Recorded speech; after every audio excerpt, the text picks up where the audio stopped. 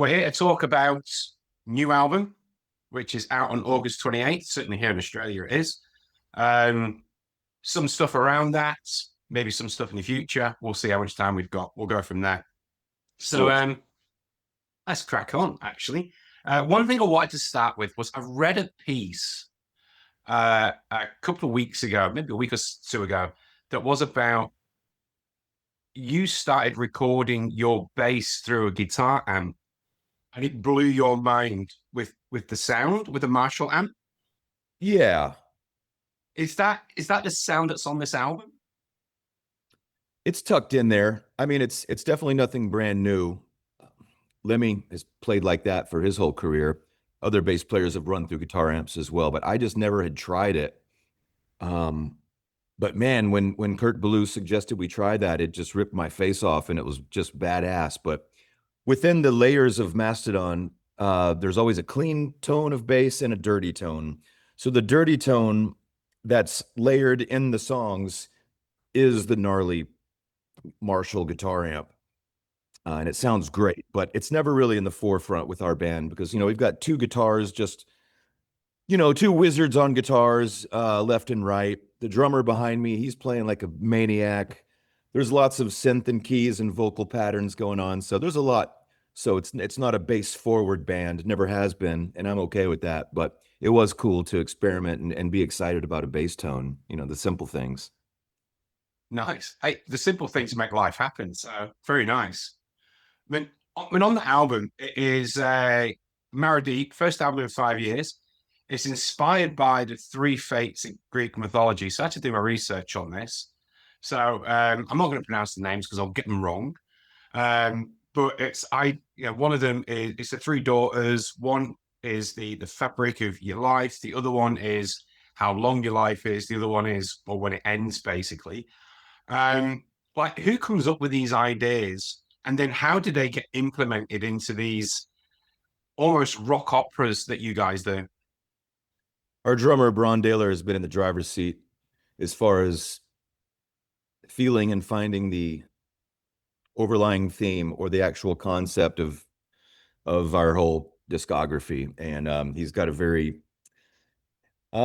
he's very aware of the inner workings of our band, history, the now, the future, and everything in between. So he's definitely been the spearheader, spearheading all the art, all the direction.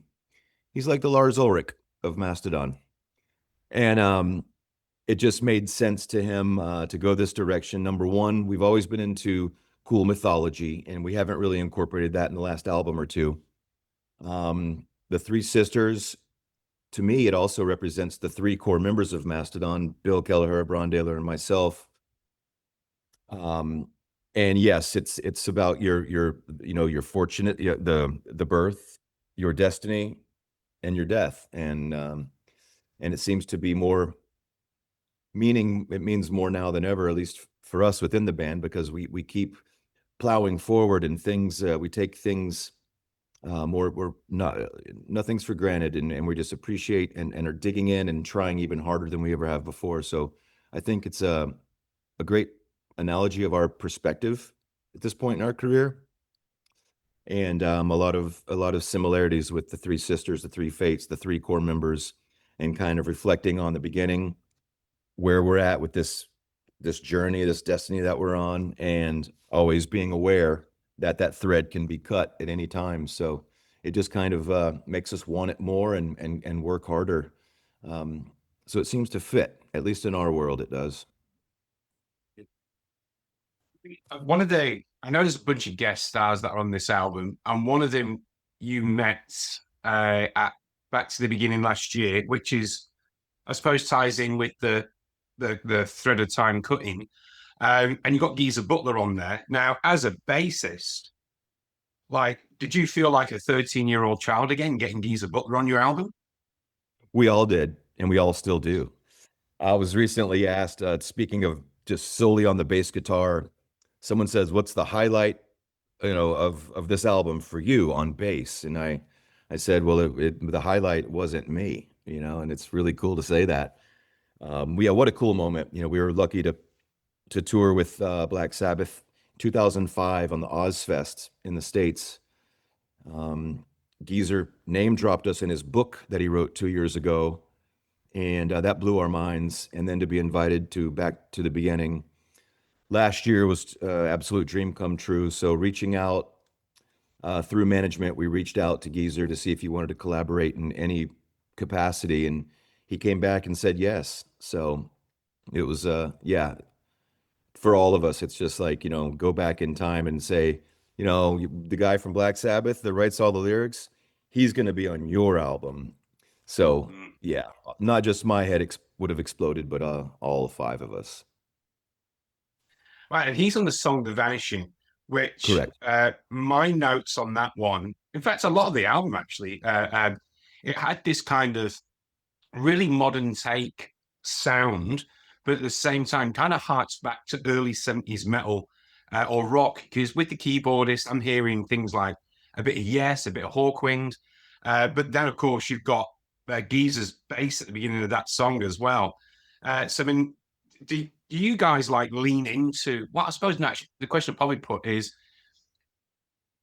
do you lean into your childhood influences when you then write songs, and especially when you have people like Geezer Butler and Josh Homme, and I believe there's some other guests on this album, do you kind of like get inspired by that? Yeah.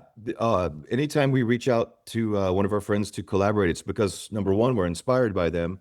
Number two, we've befriended them along the way with touring and crossing paths at festivals and whatnot.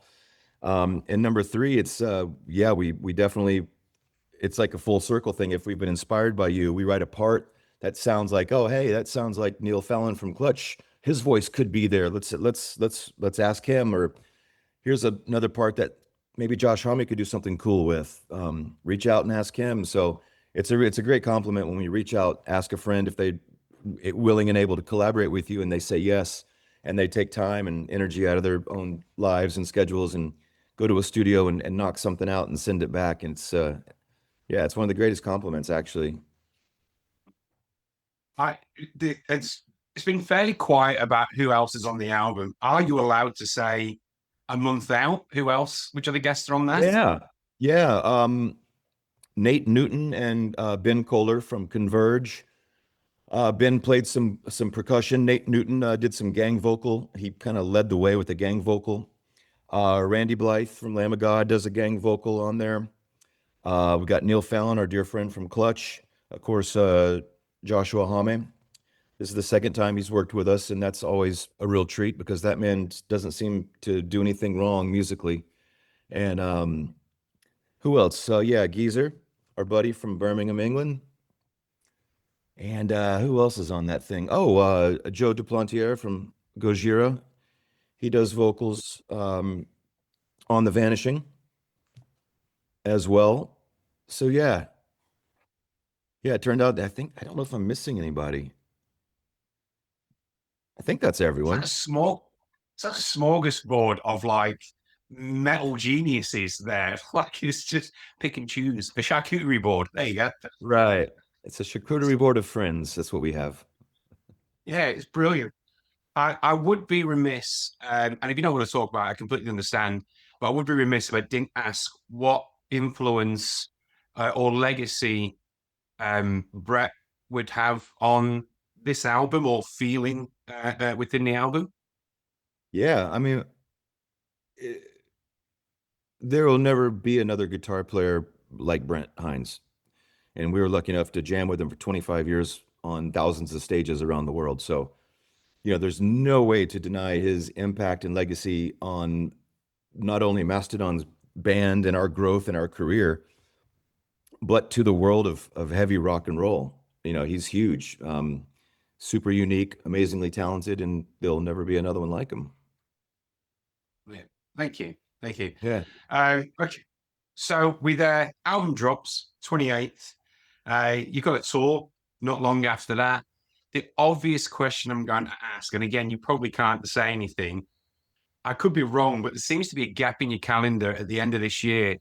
That could that be for Australia? Man, we were hoping so. We're hoping that it's going to be 27. Okay. Yeah. to my knowledge, it's not 26, unfortunately. But we always we've had the same booking agent for many, many years. And we always remind him on a new touring cycle of, hey, don't forget, we love to play Australia. Always have, always will. And I think we've been lucky enough to go there 7 times, if I'm keeping count correctly. And you know what no one ever says is that Australia, to visit Australia is not worth the 21-hour flight from Atlanta or whatever that is. No one ever says, anytime someone says, I guess you just have to go. If for those that have gone to Australia from the States, there's never a complaint. It's always great. And you would never hesitate before you just said yes to any offer or opportunity to come back to Australia. So my point is, it's always been great to us there, and we absolutely want to come back. And we mentioned to our booking agent again, like, don't forget, Australia needs to be a priority. And so safe to say that we'll be there in 27. I just can't promise it because everything for 27 is coming together now. But yeah, it's up there. We got to do it. We love it there. It's beautiful. It's charming. The crowds are great. The sights are wonderful. The food's amazing. The beaches are, it's unreal. America without the politics. So let's say that. It kind of is, yeah. So yeah, we hope to see you all sooner than later for damn sure. Well, I mean, I know when you were here for Good Things in 24, I did one of your I did Good Things. I did one of your side shows at Northcote Theatre as well. That was in Melbourne. And you just couldn't move. It was wall to wall, just squashed in mass. It was like being at a really old school show where everything's like that. And then you guys just like blazed for like, I think 90 minutes or whatever. And that always says to me, you guys are incredibly welcomed here. I mean, what are some of your best memories of Australia? And, I think it started with Big Day Out. And that blew our mind, not just the magnitude of the shows, but the heat and how cool everyone was. And we took advantage of every day off. We nicknamed that tour by us and many others. The Big Day Out Festival is nicknamed the Big Day Off because it was a show, 2 days off, a show. But if you're touring over there, that's very welcomed because the days off allows you to explore and see all the sights and take advantage of it. And we went nonstop, and we went to every coast possible. Took everyone's recommendations, like, where would you go? What should we see? What should we do? And we just did not stop. I don't think there's one highlight.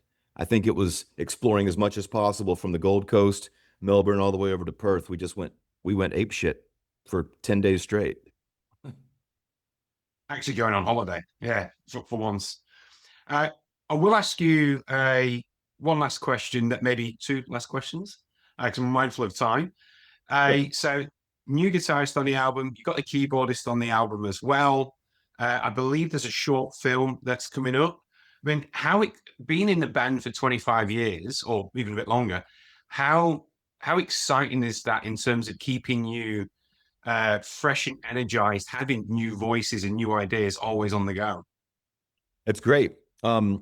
Because without enthusiasm and excitement that we still thankfully have, without that, there's nothing, and it becomes pointless. The 5 of us right now have we're super aligned. Everyone is so happy to be there, whether it's at band practice or recording the record or playing shows. We just returned from a 35-day trip across playing European festivals, and every show was just incredible, and we were just having a fucking blast.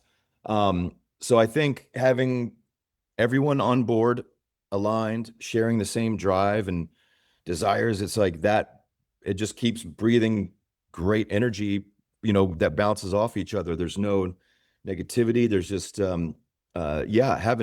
having 5 people all, all cylinders firing. It's fantastic. It's a great thing to be a part of.